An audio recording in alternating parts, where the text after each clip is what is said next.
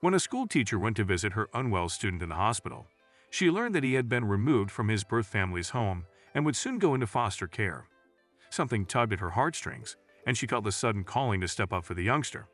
Jenna Riccio was an elementary school teacher at the Wash Elementary School in Waterbury, Connecticut. In December 2018, she met a new student, Nathaniel, also known as Nate, who had been transferred into her class. From the moment Jenna met Nate, she felt a strange and undeniable connection. She recalled that he was sweet, shy, didn't talk much, and kept to himself.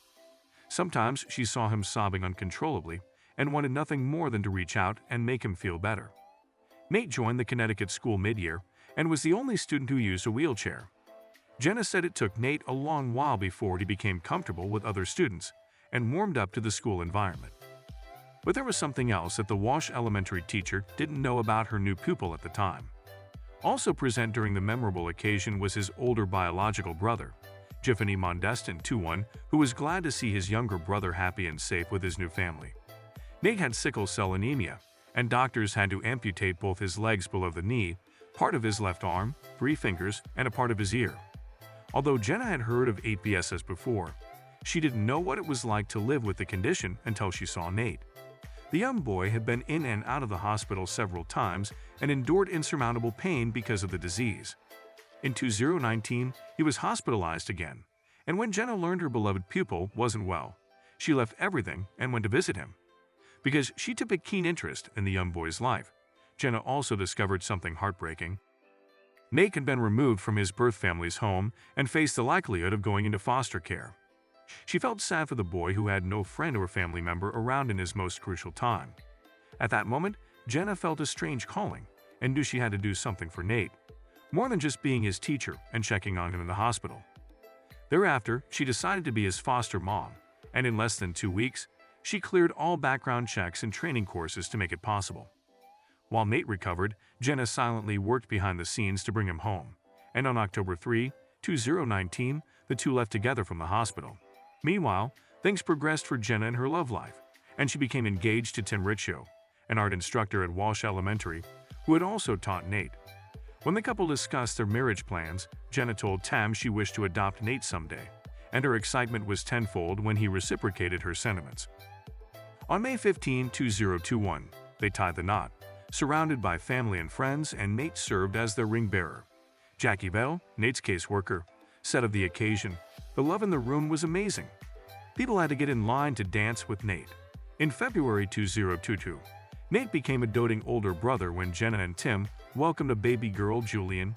Jenna described Nate and Julian's bond in these words: "She's obsessed with him and lights up when she hears his voice." Although the Riccios had considered Nate an integral part of their family, it wasn't until November 19, 2022, that he became Jenna and Tim's son. On National Adoption Day, 10-year-old Nate finally had a surname, a new identity. He was a loving older son and a proud big brother.